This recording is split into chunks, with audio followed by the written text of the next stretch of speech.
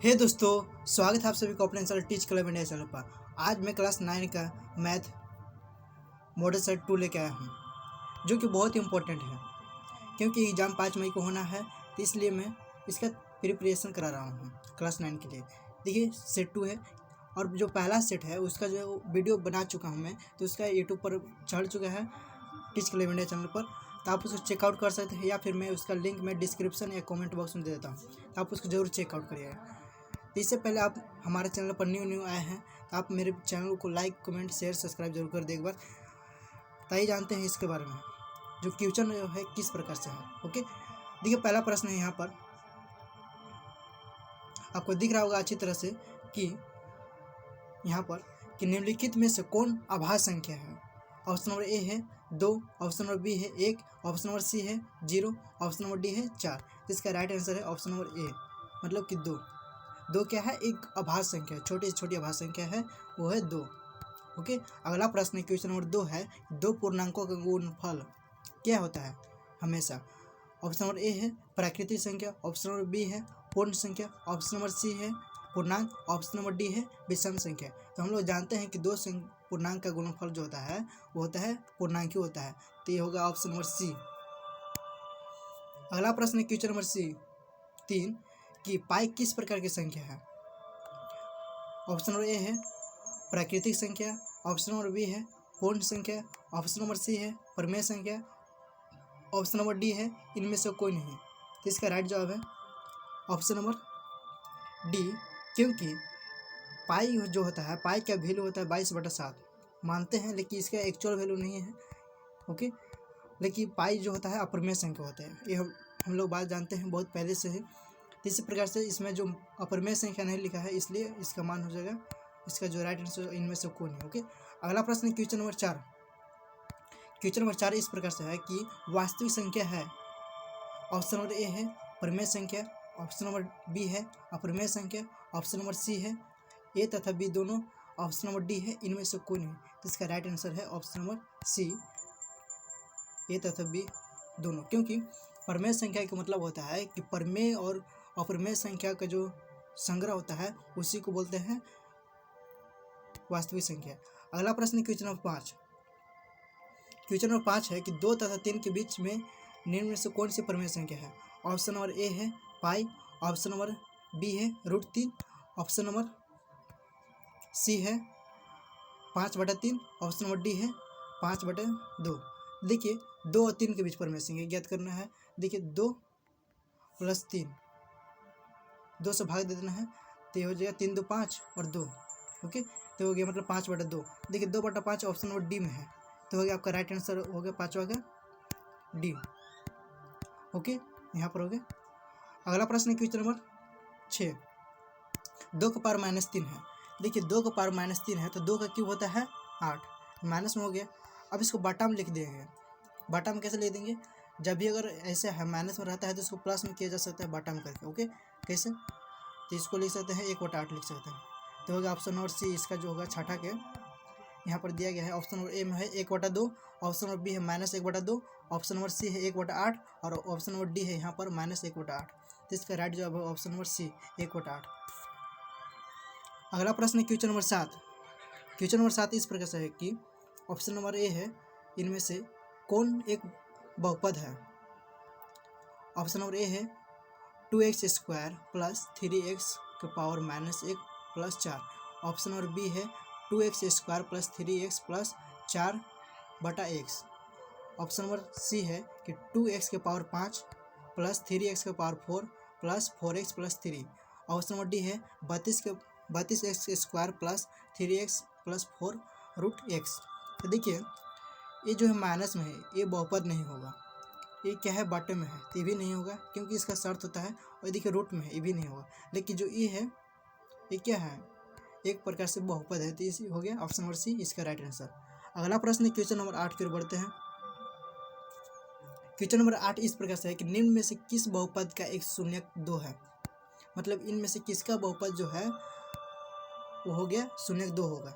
देखिए x - 2, option number A में है x + 2, ऑप्शन नंबर बी में है x - 2, ऑप्शन नंबर सी में है 3x + 2, और ऑप्शन नंबर डी में है 2x+3। देखिए इसका मैं बता रहा हूँ कि देखिए सोल्व करके मैं बताता हूँ। जैसे कि x+2 बराबर 0 और भी अच्छा से x+2 बराबर 0। अब देखिए x बराबर प्लस में है तो यहाँ पर माइनस में चल जाएगा। सो देखिए माइनस में है यहाँ पर, सॉरी यहाँ पर माइनस में है। ओके, x-2 है, x-2 बराबर 0 है। देखिए x बराबर हो जाएगा प्लस, माइनस में है तो यहाँ पर प्लस में आ जाएगा +2। देखिए 2 होगा तो यहाँ पर आ गया, तो option number B right answer हो गया। अगला प्रश्न क्वेश्चन नंबर 9। क्वेश्चन नंबर 9 इस प्रकार से है कि बहुपद x² - 3x³ - 5x का घात होगा। तो ये देखिए घात निकालना है, तो मतलब घात क्या है, घात का एक मतलब नियम होता है क्या, देखिए याद कर लीजिए सिंपल सा, जिसका घात ज़्यादा अधिक होगा वही इसका आंसर होगा। देखिए इसमें 2 है, इसमें 3 है, मतलब कि 3 होना चाहिए। तो ऑप्शन नंबर ए है 2, ऑप्शन नंबर बी है -3, ऑप्शन नंबर सी है 5, ऑप्शन नंबर डी है 3। तो देखिए इसका राइट आंसर होगा -3, ऑप्शन नंबर डी। ओके, अगला प्रश्न है क्वेश्चन नंबर 10।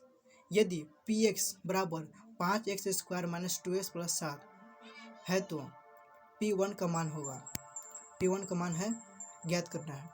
तो इसमें एक x जो है, x के जगह पर एक मान रखेंगे और एक मान रखेंगे तो क्या ज्ञात होगा। देखिए मैं इसको सोल्व करके बताता हूँ। 5 1 के स्क्वायर -2 × 1 + 7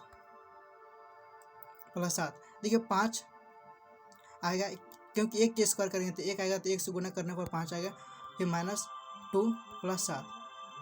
अब देखिए 5 7 12 में से 2 घटाएंगे तो 10 आ जाएगा। इसका जो राइट आंसर आएगा मतलब कि अभी 10 आएगा।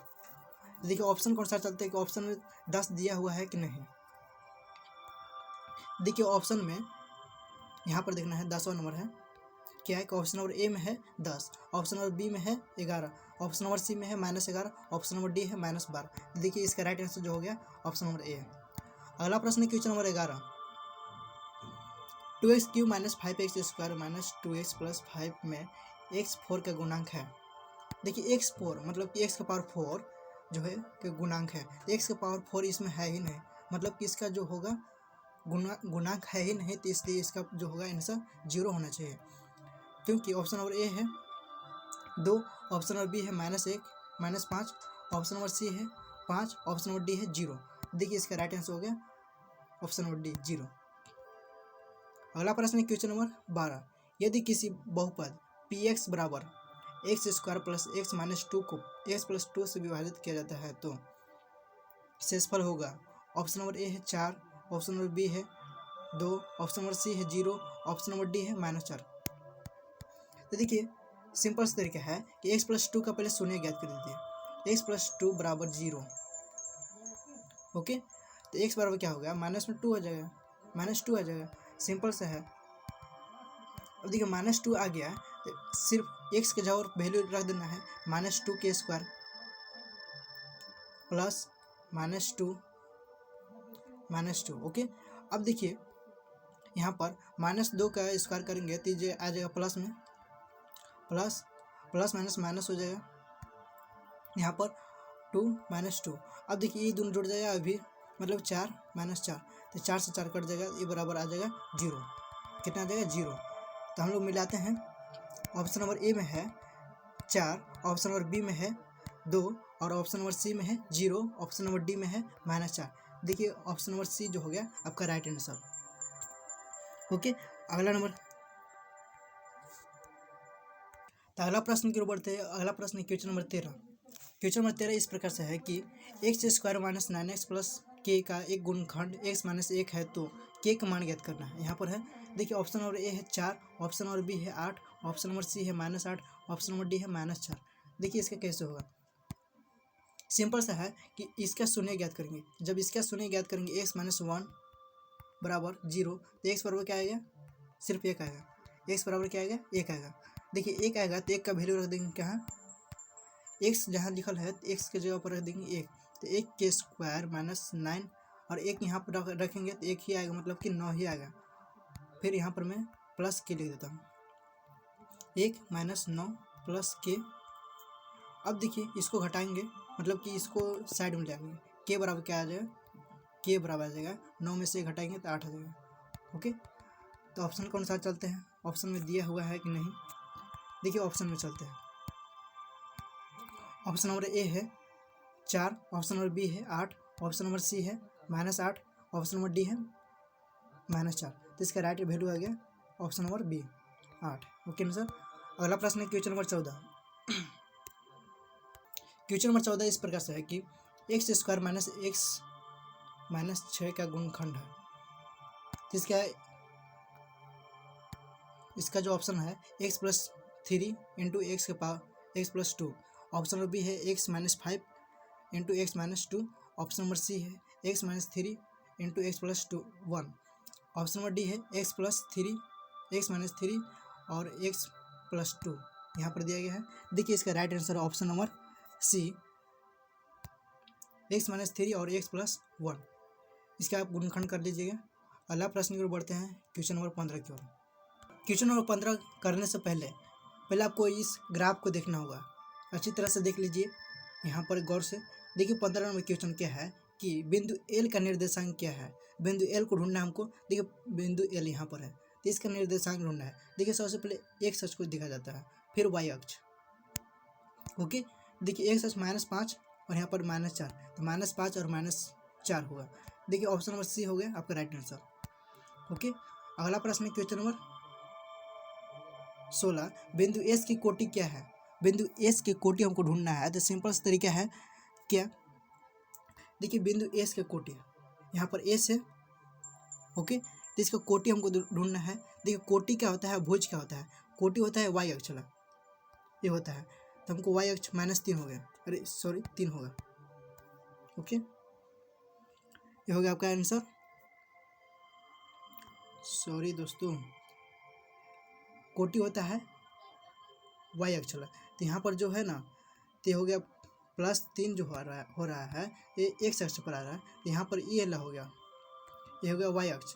तो यहाँ पर -4 पर दर्शा रहा है।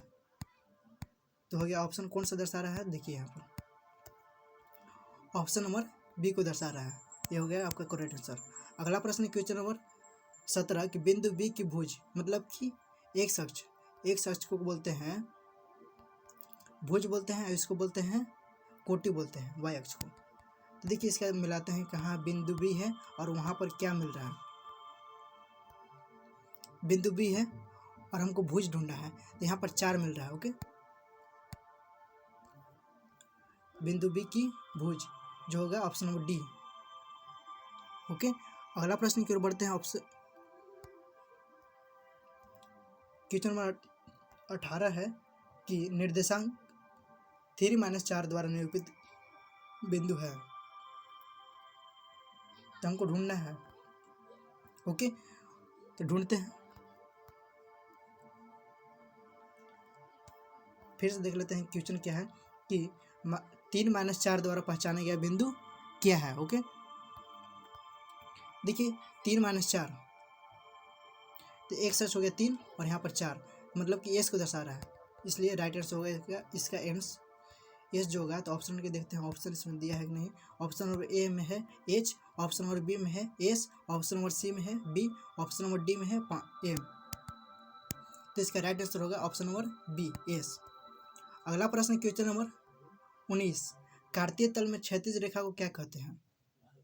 क्षैतिज रेखा जो होता है, एक होता है ऊर्ध्वाधर रेखा, मतलब कि क्षैतिज रेखा इसको कहते हैं। एक लाइन हो गया, इसको भी इसको। अब देखिए इसको बोलते हैं ऊर्ध्वाधर, इसको बोलते हैं क्षैतिज, मतलब पड़ा हुआ, तो इसको बोलते हैं एक्स अक्ष। सिंपल तरीका है।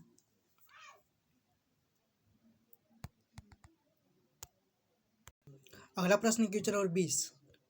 मूल बिंदु निर्देशांक क्या है। ऑप्शन नंबर ए है 0 और 0,x। ऑप्शन नंबर बी है yx। तो इसका देखिए मूल बिंदु दर्शाता है 0, 0 को। ओके, अगला प्रश्न क्वेश्चन नंबर 21। यदि 2,5 रेखीय समीकरण 2x + y = k का हल है, तो k का मान क्या होगा। तो k का मान ज्ञात करना है, तो सिंपल तरीका है, इसको में से मान लेना है। देखिए 2x प्लस वाई बराबर के। तो मतलब यहाँ पर मैं एक मान लेता हूँ, क्या x बराबर 2 मान ले रहा है और y बराबर 5। जब इसका मान लेंगे तो 2 गुना 2 करेंगे तो 4 आ जाएगा, और फिर 5 यहाँ पर करेंगे तो हो जाएगा 5। तो बराबर के होगा, तो के का मान आएगा बराबर 9। ओके, तो इसका देखिए राइट आंसर होगा ऑप्शन नंबर सी। ओके, अगला प्रश्न है क्वेश्चन नंबर 22 है कि दो चर वाले रैखिक समीकरण का मानक रूप है। दो चर वाला रैखिक समीकरण जो होता है उसका मानक रूप क्या होता है? ऑप्शन नंबर ए है ए एक्स प्लस बी बराबर 0, ऑप्शन नंबर बी है A X plus B Y plus C बराबर 0, ऑप्शन नंबर सी है A X square plus B Y के स्क्वायर प्लस सी बराबर 0, ऑप्शन नंबर डी है इनमें से कोई नहीं। तो इसका राइट जवाब है option number B, A X plus B Y plus C बराबर 0। इसको आप याद कर ले। ओके, अगला प्रश्न क्वेश्चन नंबर 23, ये समीकरण 2x प्लस 3y प्लस 7 बराबर 0 को मानक रूप A X plus B Y plus C बराबर 0 से तुलना करने पर ए बी सी का मान ज्ञात करना है। सिंपल सा तरीका है कि इसको देखिए, यहाँ पर है 2x प्लस 3y बराबर, यहाँ पर प्लस में 7 डबल है तो इसको माइनस में कर दें। देखिए ए का मान 2, बी का मान आ गया 3 और सी का मान हो गया -7। ओके, तो आप देखिए इसमें ऑप्शन मिला लें। ऑप्शन नंबर ए जो है मिल रहा है, ऑप्शन नंबर ए जो है मिल रहा है, तो ये होगा आपका राइट आंसर। अगला प्रश्न क्वेश्चन नंबर 24 कि x बराबर 2 और y बराबर 4 निम्नलिखित में से किस रैखिक समीकरण का हल है? इसमें हमको हल करके देखना है। देखिए, x बराबर 2 यहाँ पर रखते हैं और y बराबर 4। देखिए 2 प्लस, अगर यहाँ पर 2 4 दूना का 8 हो जाएगा, ये होगा आपका 10, इधर से भी 10 और इधर से भी 10, मतलब कि दोनों बगल से बराबर आ जा रहा है, तो हो गया ऑप्शन नंबर डी इसका राइट आंसर। ओके, अगला प्रश्न की ओर बढ़ते हैं। क्वेश्चन नंबर 25, रैखिक समीकरण 4x - 6y बराबर 8 है, तो इसका हल क्या होगा? इसका जो सोल्यूशन करेंगे तो क्या आएगा? देखिए, x का वैल्यू रखते हैं 5 और y का वैल्यू रखते हैं 2। देखिए 4 × 20 हो जाएगा और 6 दूना के 12 बराबर 8। 20 में से 12 घटाएंगे तो 8 और इधर से भी 8, मतलब कि दोनों बगल से बराबर आ जा रहा है, इसलिए हो जाएगा option number B right answer. Okay, अगला प्रश्न है क्वेश्चन नंबर 26, यदि बिंदु 4.7 2x - y बराबर के द्वारा निरूपित बिंदु रेखा पर स्थित है, तो के का मान क्या होगा? तो देखिए इसका के का वैल्यू हो जाएगा ऑप्शन नंबर ए 1 होगा। आप इसको सॉल्व कर ले अपने से। ओके, अगला प्रश्न है क्वेश्चन नंबर 27, रैखिक समीकरण x प्लस 3y बराबर 6 का आलेख y अक्ष के किस बिंदु पर प्रतिच्छेद करती है? यहाँ पर देखिए ऑप्शन नंबर ए है 2,0, ऑप्शन नंबर बी है 0,6, ऑप्शन नंबर सी है 6,0, ऑप्शन नंबर डी है 0,2। ओके, तो इसका राइट आंसर होगा ऑप्शन नंबर सी 6,0। अगला प्रश्न क्वेश्चन नंबर 28 कि 80 डिग्री का संपूरक कोण का मान क्या होगा? 80 डिग्री होता है मतलब संपूरक कोण, तो संपूरक मतलब होता है कि 180 डिग्री होता है। देखिए 80 डिग्री इसको हटा देंगे तो कितना बचेगा? 100 डिग्री। तो इसका जो राइट आंसर होगा ऑप्शन नंबर बी यहाँ पर हो जाएगा। अगला प्रश्न क्वेश्चन नंबर 29, क्वेश्चन नंबर 29 है कि वह कोण जो 0 डिग्री से अधिक होता था 90 डिग्री से कम हो, उसको क्या बोलते हैं? उसको बोलते हैं न्यून कोण। ओके, अगला प्रश्न है क्वेश्चन नंबर 30, उस कोण की माप क्या है जो संपूरक कोण का दुगना होता हो? उस कोण की माप क्या हो जिसका मान होता है कितना? संपूरक कोण के दुगना होता हो। देखिए इसका जो राइट आंसर होगा वो होगा 120 डिग्री। कैसे? देखिए 60 डिग्री प्लस 60 डिग्री हो गया 120 डिग्री। ओके, अगला प्रश्न क्वेश्चन नंबर 31,